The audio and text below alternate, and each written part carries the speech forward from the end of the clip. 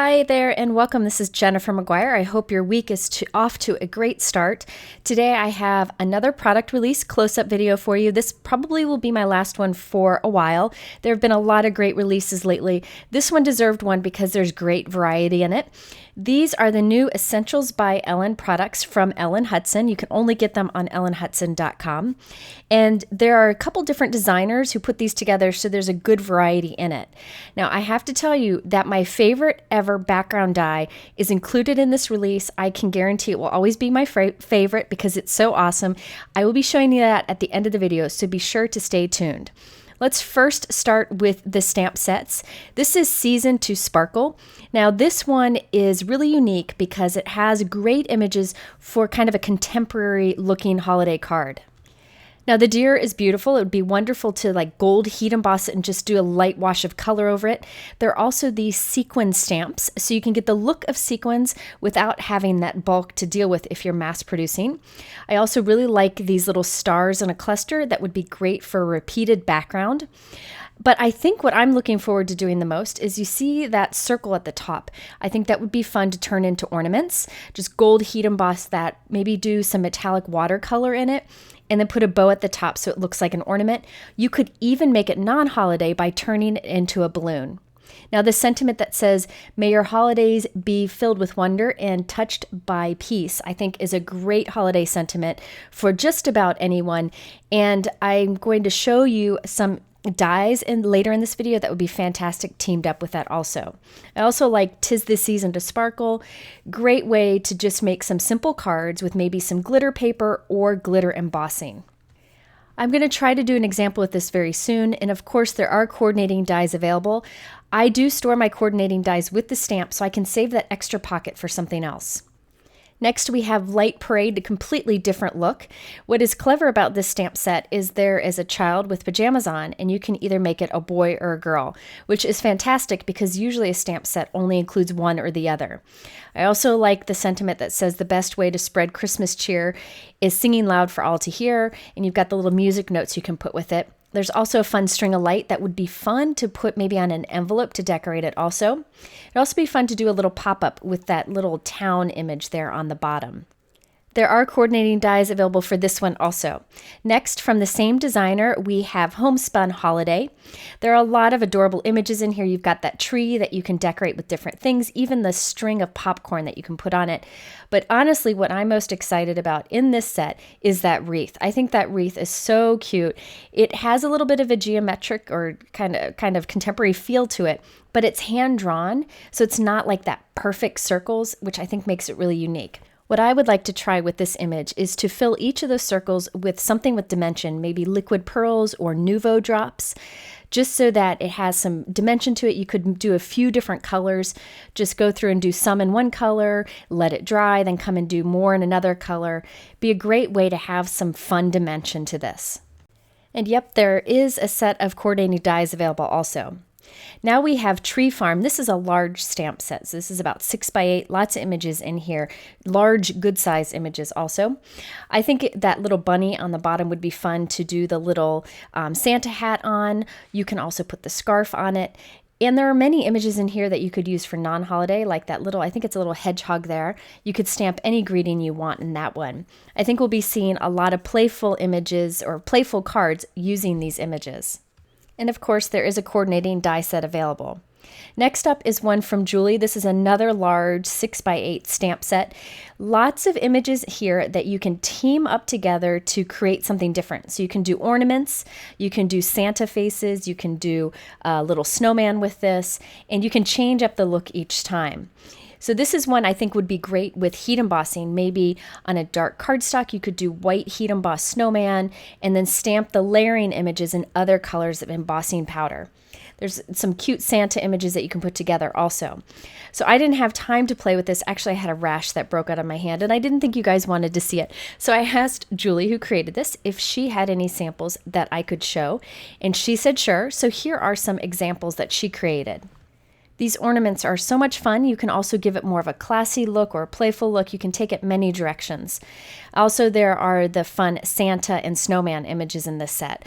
Again, these card examples are from Julie Ebersol. She said I could use them, and I will link to her Instagram account and her blog here, so you can check out other things that she created with these great dies and stamp sets.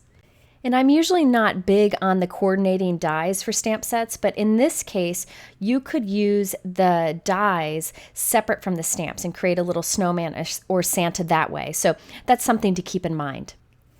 Now it's time for the standalone dies in this release.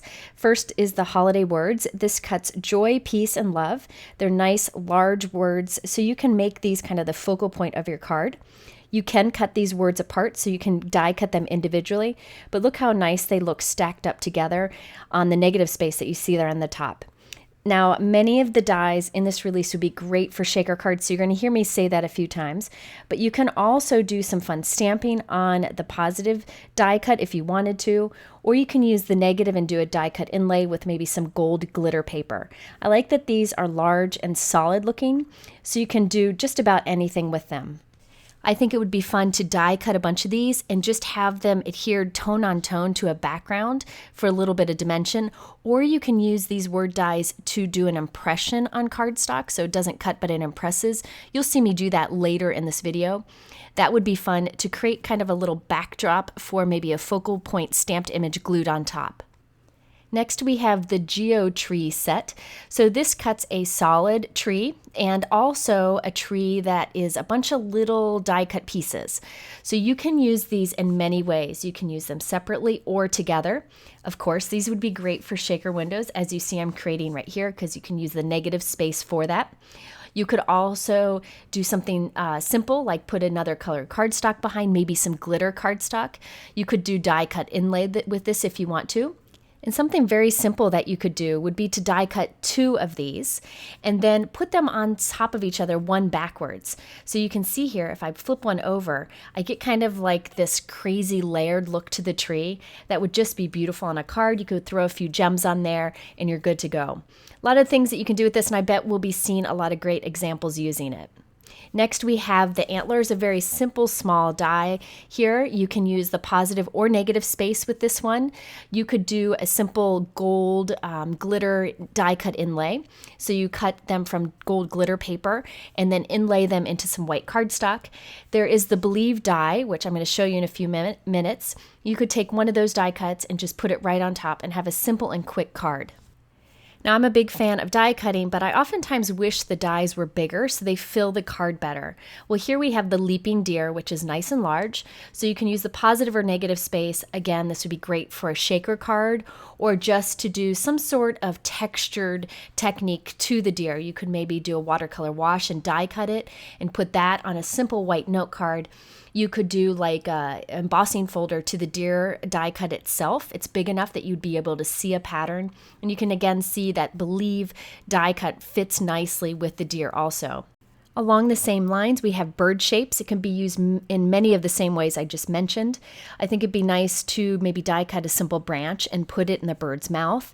You could do a foiling technique on these die cuts. You can buy toner paper, which I will link to, and then run it through a laminating machine with some gold foil, and you'd have some gold foil die cuts. Then you could do a simple word greeting with that and have a very elegant card. You could also create shaker windows, as I mentioned, or do a simple die cut inlay. You could also die cut these from foam and turn them into stamps if you wanted to. A lot of things that you can do with large dies like this one. I also think if you did maybe a glitter technique or a foil technique with these die cuts, you could use that sentiment I showed you earlier and they'd team up nicely.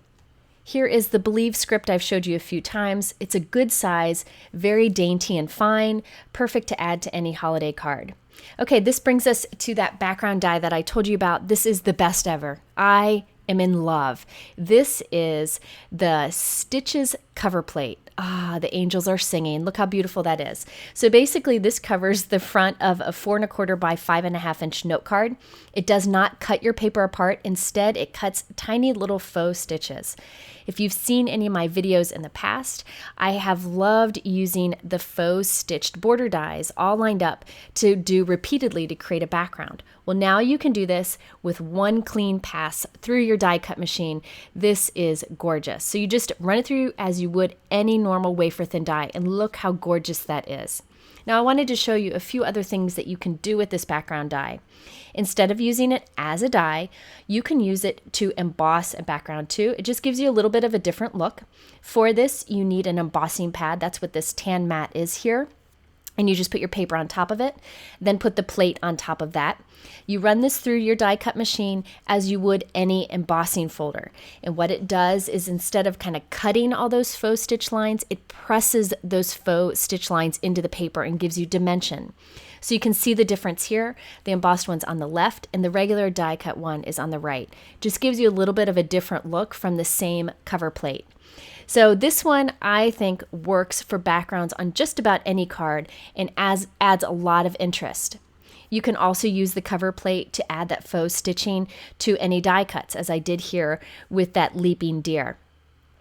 Now, another thing that you can do, I wanted to show you one more idea, is to take an ink pad, preferably a dye ink pad, and gently rub that or tap that over the raised areas on this die. So just on the raised areas, you don't want to push too hard. Then you put your paper down, carefully place that on top. Run this through with that embossing pad as you would an embossing folder. And when it comes through, what it's done is it's pushed that ink into those little faux stitched areas. So you can see the blue there on the left. Just gives you a little bit of a different look. So many ways you can use this. I promise I'll be using this soon in videos for you to check out. You could also use the die only on the edge of the paper, so you get just like a border with this faux stitching cover plate. A lot of things you can do with it. Bravo to this wonderful background die.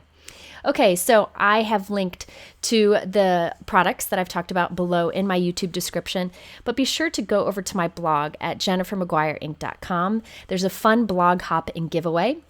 In the middle, I link to Julie Ebersol's YouTube channel, so you can check that out, and also to the card idea that I did with the faux stitched border die, similar to that cover plate. Thanks for watching. Have a wonderful week, and we'll see you again soon.